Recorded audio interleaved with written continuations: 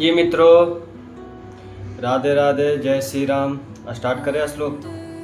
आज कौन सा श्लोक पढ़ना है यार? आज श्लोक पढ़ना है 27 ना। हाँ याद है। अब क्या करें यार, हम किसी से बात नहीं कर सकते तो अपने से ही बात करेंगे। अब यही बतलाएगा जो देख रहा है वीडियो अभी, जैसे कि मैं ही देख रहा हूँ और कोई देखता ही नहीं अभी। तो चलो कोई चक्कर नहीं। राधे राधे राधे राधे, जय श्री राम। आज श्लोक पढ़ेंगे 27 मित्रों। हाँ हाँ हाँ पढ़ो, अच्छे से बताना फिर। हाँ जी, अच्छे से बताएंगे। अब जो समझ में नहीं आएगा तो पूछ लेना, ओके, कि इसमें क्या आपको समझ में नहीं आ रहा है। जैसे कि जब भी मैं बताता हूँ तो अच्छे से बताता हूँ, ओके।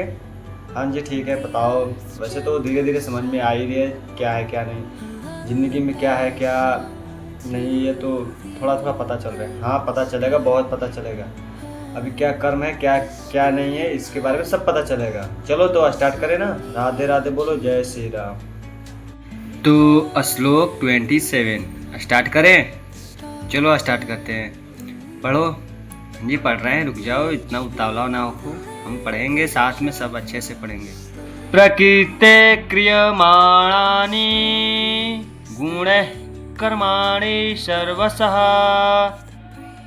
अहंकार विमूढ़ात्मा कर्ताहमिति मन्यते। राधे राधे बोलो। और चलो इसको समझते हैं, इस श्लोक को। इस श्लोक में क्या कह रहे हैं, ओके चलो। तो मित्रों 27 श्लोक मतलब 27 श्लोक को थोड़ा सा वर्णन कर लेते हैं, समझ लेते हैं कि हाँ इस श्लोक में है क्या। डेली तो समझते हैं, लेकिन कोई किसी के दिमाग में जाता भी है या नहीं इसका तो मुझे ज्ञात नहीं है। चलो मेरे हिसाब से एक दो को जाता होगा समझ में, दिमागों की। अब क्या करें, दिमाग जो ऐसी होगी ना उसी के बारे में है, इसमें समझ लो। वैसे तो अभी तो चलो कोई नहीं, राधे राधे बोलो। क्या मैं ज्ञान दूँ किसी को? बोलेंगे ज्ञान दे रहा है, ठीक है। वैसे भी समझते ही होंगे वो ऐसे समझते होंगे कि चलो ये अपना तो कुछ कर नहीं रहा है, हमें सिखाने चला है। यार मैं भी तो धीरे धीरे सीखने की कोशिश कर रहा हूँ और सीख रहा हूँ, बदलाव कर रहा हूँ अपने आप को, क्योंकि बदलाव करना भी ज़रूरी है अपने शरीर को हो या अपने रहने सहने का हो, अपने जो भी हो। चलो इस श्लोक को समझते हैं। अब इसमें जीवात्मा किसे कहते हैं? जो हमारा अंदर का जीव जो होता है, आत्मा, वो अहंकार जो होता है ना हमारे अंदर, वही तो सबसे मेन प्रॉब्लम है। आ जाती है किसी के अंदर तो विनाश ही कर देती है। तो इसी का बात में है, समझ लो। जीवात्मा जो है ना, अहंकार के प्रभाव से मोहग्रस्त होकर अपने आप को समस्त कर्मों का कर्ता मान बैठता है, जबकि वास्तव में वे प्रकृति के तीनों गुणों द्वारा संपन्न किए जाते हैं। इतना समझे, जो हमारा अंदर का आत्मा है, जैसे हम मोहग्रस्त में होकर, मोहित होकर ये समझ लेते हैं कि जितना भी हमने कर्म कर रहे हैं वो सारे जो हम ही करते हैं, हमें क्या बोलते हैं, हमारे वश में है सारा कर्म करता। जितना भी कर्म करेंगे वो सारे हमारे वश में है, जबकि ऐसा बात नहीं है।